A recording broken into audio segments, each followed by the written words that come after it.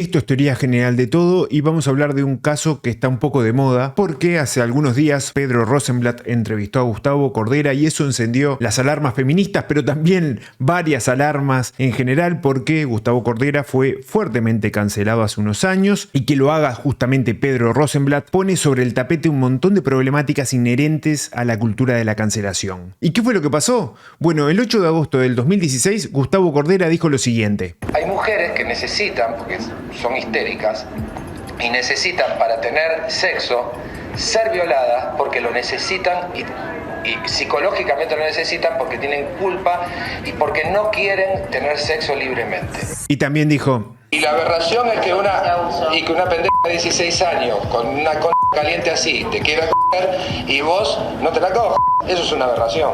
Esas frases obviamente generaron repudio social, varias instituciones se pronunciaron en contra, al tiempo que también pedían acciones legales. Entonces esto generó una causa penal. La Fiscalía pidió elevarlo a juicio por incitación pública a la violencia colectiva. Luego, en 2019, se le concedió una suspensión del juicio a prueba por 1 año y 6 meses con condiciones. Las condiciones eran capacitarse en género, hacer una retractación y pedido de disculpas público en video, etc. Cumplidas las condiciones, el proceso se archivaría sin condena. En el 2020 se informó que Cordera grabó el video de disculpas y accedió a la suspensión del juicio en los términos fijados por el tribunal. Ahora el tema volvió a los medios justamente por esta entrevista que mencionaba al principio. Por otra parte, el periodista que lo entrevistó, el archiquerido Pedro Rosenblatt, dijo su descargo. ¿Fue un error hacer la nota o fue un error cómo yo hice la nota? Bueno, acá yo separo. El derecho a la palabra para mí lo tiene todo el mundo y entrevistar a cualquier persona creo que es algo que está habilitado. Eso por un lado. Por el otro, che, ¿te da el cuero para hacer esa nota? Bueno, eso es otra cosa. Che, ¿estuviste bien vos como entrevistador en esa nota? Esa crítica la tomo. Lo otro lo defiendo, porque me niego a estar a la derecha del Código Penal, que no le quita el derecho a la palabra a nadie. Ahora me decís, che, vos, Pepe, estuviste muy condescendiente en esa nota. Y te digo, tenés razón. Es cierto, se me juegan otras cosas a mí. Bueno, al final de cuentas, lo condescendiente que es o no durante la entrevista es parte de la práctica profesional de cada uno, así que no sé si hay mucho para decir sobre eso. Por otra parte, podemos ver que defiende su derecho a entrevistar a quien quiera. Es increíble que en pleno 2025 alguien tenga que salir a reclamar esas cosas. ¿Por qué se disculpa Pedro Rosenblatt y con quién se está disculpando? Creo que vale la pena mantenerlo en mente, porque hay varias formas de controlar el discurso en diferentes contextos. Por una parte tenemos las formas institucionalizadas que controlan los medios masivos de difusión tradicionales, que impiden los discursos de odio y que se digan otro montón de cosas horribles. Y del lado de las redes sociales y de otros medios, también existen otras organizaciones que están ejerciendo ese control censurador. Por eso creo que es interesante esta disculpa de Pedro Rosenblatt, porque justamente está mostrando un poder invisible que está acechando en las sombras. Y cuidado, porque ese poder invisible no tiene por qué ser necesariamente malo, puede ser buenísimo, pero está ahí. Entonces esta entrevista generó bastante fricción, como podemos ver en los comentarios que están ahora en pantalla,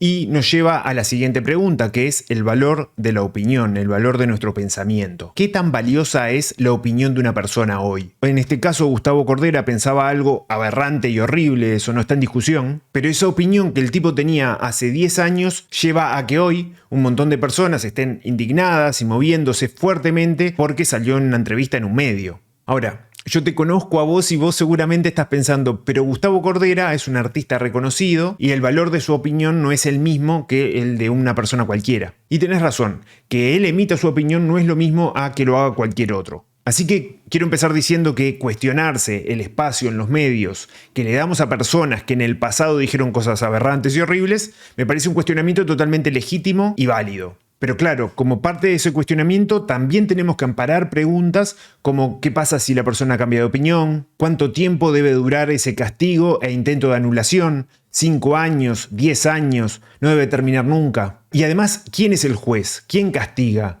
¿Quién decide a quién hay que anular y cuánto tiempo? Y si bien muchas veces inicialmente me indigno con algunas personas que parece que son las portavoces oficiales de movimientos que son súper amplios, que los trascienden por mucho, como Malena Pichot y lo que dijo de Gelatina, luego de que lo pienso un rato, aunque no comparta su opinión, creo que es totalmente válido el hecho de cuestionar hasta dónde se debería llegar a la hora de tratar de anular la voz de alguien en los medios. Por ejemplo, ¿cómo no van a cuestionar a Pedro si nadie esperaba ver a Cordera en Gelatina. Yo tenía entendido que Gelatina era un medio feminista, la verdad que sí.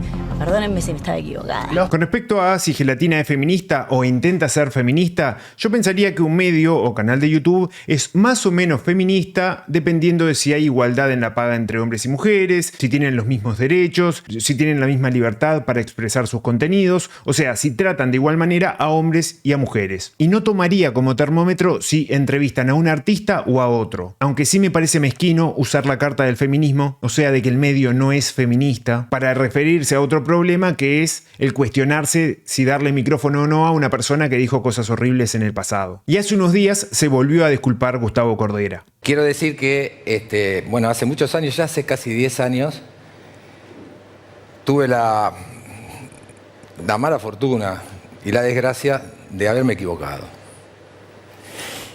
Dije algo en un momento histórico y en un lugar de una manera desubicada, de una manera que lastimó a mucha gente. Y quiero pedir disculpas públicamente por eso. Quiero cerrar esa herida definitivamente. Quiero detenerme un segundo porque él salió varias veces a disculparse públicamente y me parece interesante el ejercicio de creerle o desconfiar de sus palabras. Lo más cómodo para el pensamiento es que la persona no cambie de opinión y defienda hasta el día de su muerte lo que pensaba cuando tenía 8 años de edad. El problema es que las personas cambian de opinión y si alguien sale públicamente a decir que cambió de opinión, no nos queda mucho que hacer. O sea, no tenemos el escáner de almas para poder definir con precisión si alguien dice algo de manera sentida o no, pero en definitiva tenemos esas cosas que se dijeron que podemos creerlas o no. Creo que acá hay algo que tiene que ver con el mundo hiperhistriónico en el que vivimos que no ayuda mucho tampoco, porque parece que una disculpa va a ser más o menos verdadera dependiendo del acting y de la puesta en escena que haga la persona a la hora de disculparse. Si no veo suficientes lágrimas y gritos, entonces capaz que no te creo. Y eso quita mucho lugar a la diversidad, porque se espera un tipo de retórica, una forma de decir las cosas, una forma de representar el dolor, y si lo que se dice no cumple con ese canon, entonces se corre el riesgo de que lo dicho pase por falso. Aparece un problema con la libertad de expresión. Ese conflicto tiene varias dimensiones y formas. Por una parte, lo podemos analizar a un nivel micro, al sentarnos a almorzar con un familiar gatillo fácil que quiere resolver todo a los tiros, y por otra están los medios de difusión y redes sociales. Con los medios tradicionales no hay problema porque tienen bastante regulación y están bastante institucionalizados. Sin embargo, las redes sociales vinieron para complicarnos un poco la vida, porque hay una interacción directa, porque no es lo mismo un canal grande de YouTube que uno pequeño. Todos esos elementos intervienen en lo que se dice y cómo se dice. ¿Y cuáles son los problemas grandes de hoy? Son varios, pero el que más me preocupa es que en Internet uno puede profundizar infinitamente en conceptos falsos. Lo falso en Internet es infinito.